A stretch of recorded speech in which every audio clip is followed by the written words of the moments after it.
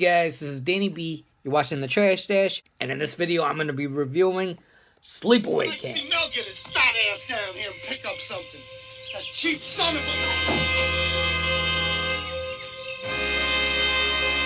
Now, this is a movie I always rented when I was a kid. I fucking love this movie. This is one of my favorite slashers. Me and my brother used to rent this like every weekend, and we would just crack up laughing at all the characters in this. And even though it's funny, it's still like very effective as a slasher movie. And in fact, this was my very favorite slasher movie until I saw Maniac, and then that became my favorite. But this is still my second favorite. And the sequels, they're okay and stuff, but I love the original. And I love the music in this. And the director directed this. Then he never directed anything again until he made the Return to Sleepaway Camp. And then after that, I think he went back to, I think he's a lawyer, actually. But yeah, even like the cover art is just awesome with the knife sticking through the Adidas and the letter saying like, Dear Mom and Dad and stuff. Just very cool. And the special effects in this are top notch. I don't know who did the effects on this, but they're awesome. Alright, so now let's get into the plot, and this will contain minor spoilers. I might talk about the ending a little bit, because how can you not? But I won't talk about it till the very end, and I'll warn you that there's spoilers ahead, so there's that. Alright, so in the very beginning of the movie, there's a boat accident. And one of the parents, it's two gay guys, and they're out on a boat with two kids. One of the gay guys dies, and one of the kids dies too. So then cut to years later, and Crazy Aunt Martha is the new parent, like the foster parent of the surviving kid, and the cousin, Ricky, and Crazy Aunt Martha is somehow a doctor, but she's definitely insane, and it's very easy to tell. And she's sending these kids off to summer camp. So, cut scene to, they're showing up at the camp. Now, this is where I knew this movie was, like, pretty fucking hilarious. There's a group of, like, the kitchen staff standing out in the middle of the camp. They're watching the kids get off the bus. And one of the fucking guys is a fucking pedophile, and he's open about it. And he's like, you know, back where I'm from, we call these kids baldies. And the rest of the kitchen staff isn't like, what the fuck? No, they're just like, they're too young to understand what you're talking about. And the guy that says that is James Earl Jones's real-life father, too. So, right off the bat, I was like, alright, we're in for a fucking crazy movie here. Look at all that young, fresh chicken. Where I come from, we call them baldies. Makes your mouth water, don't it?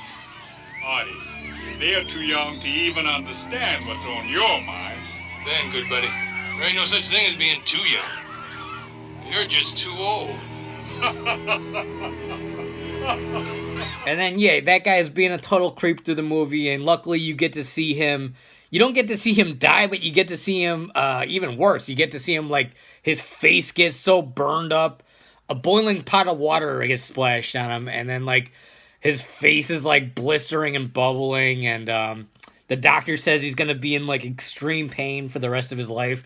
So, good for that, because that fucking guy definitely deserved it.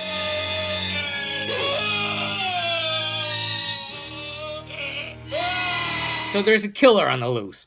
And the killer's going around killing people in, like, the most hilarious ways, like putting a hive of bees in the toilet while the kid's taking a shit. And he can't break this, like, fucking paper-thin broom that's locking the door. And he can't go underneath the stall either.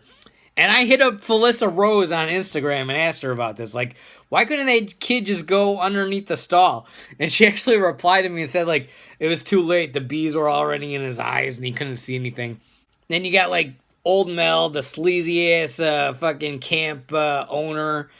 He's, like, I don't know, all this guy cares about his money. It's just hilarious. He's like, yeah, just cover up that death. We don't want to lose business here and all that shit. And then Angela is the surviving kid, and she's, like, traumatized by this. So she's very quiet, very shy, and she's very weird, too. Like, she sits there staring like this, and then the kids start picking on her, and then that's when people start dying. Every time Angela's cousin Ricky comes to the rescue, and he like starts calling you like, you fucking cocksuckers, leave her alone, and all this shit. Yeah, and you got like a ton of cool deaths. You get like someone, you get the killer like stuffing a curling iron up a girl's cooch and fucking popping up from underwater and drowning a kid.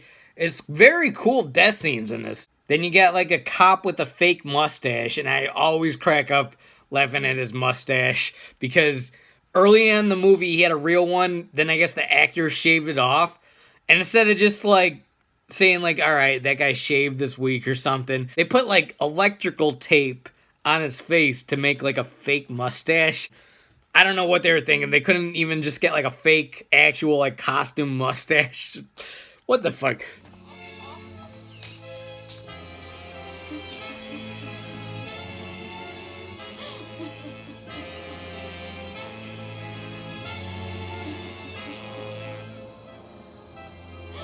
And then you also got camp counselor Ronnie, who he's a nice guy. He's like nice to Angela and stuff. But for some reason, he wears shorts that you could always see his balls in.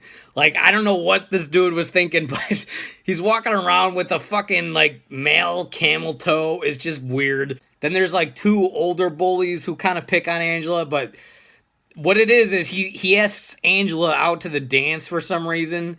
She's just, like, he's never talked to her at all, but he's like, you know, I was thinking me and you could go to the social later tonight or something like that. And then she doesn't say anything. So then he just starts going like, yo, Angela, how come you're so fucked up? But yeah, he's the one. He ends up drowning. The next day you see his body and it's all like covered in snakes and gross shit. And it looks awesome. Then there's a scene where Angela's cousin Ricky walks into the dance and he has a giant cowboy hat on. And it's fucking hilarious because the only reason he's wearing it is so that a kid like can smack it off of him before a fight scene. It's very funny.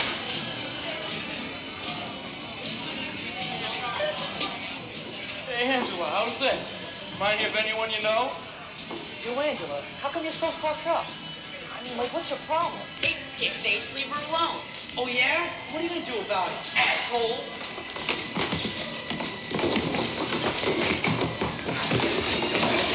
Alright, now I'm gonna get into the spoilers. Shut this off if you haven't seen this. So there's a scene, basically, if you've seen the movie, you know Angela is the killer. And so there's a scene where the little kids die. There's a group of little kids, they're camping out in the woods, and then you find out someone came and chopped them all up. And a lot of people wonder, like, why did Angela kill the kids? Well, there's a scene where she gets thrown into the water, and when she's being carried out of the water, all the little kids start throwing sand on her. And so that's why Angela kills these kids, basically. And the ending of this, of course, you know, it's very random. The first time I ever saw it, I laughed for like 15 minutes straight because I was like, what the fuck? It just kind of comes out of nowhere. And that is, of course, that Angela has a cock. And I don't know what you're supposed to take away from that, but I don't know why. So it turns out in the very beginning when one of the kids died, the whole time you're thinking it's the little boy that died. Nah, it was the little girl. The little boy survived, and then crazy Aunt Martha wanted a girl, so changed the kid's sex to a girl, and I guess it fucked the kid up in the head, and now they're out killing people. I don't really get it, but yeah, that's why they're killing people. The movie ends with Angela standing there naked. You see she has a penis, and then one of the guys, I think it's Ronnie, goes like, oh my god, she's a boy. And then she's making that weird face that Felissa Rose does. And I'm not going to do it myself, but I'll put a picture up. So yeah, she's making that face, and then it freeze frames on it. The screen turns green. It's very kind of like creepy, but I don't know, creepy and hilarious at the same time. And then that awesome fucking song comes up with where the guy's singing like, Angie, you are my only one. But yeah, I gotta get the soundtrack from this because I love this song so much, and then I love the other two songs that are playing in it. I forget who did the soundtrack, but it's very cool. So that's Sleepaway Camp. I give it 5 out of 5 stars. Alright, you guys, this is Danny B. You're watching The Trash Stash. Let me know what you think of Sleepaway Camp. Hit the like button, comment, and subscribe. Peace out.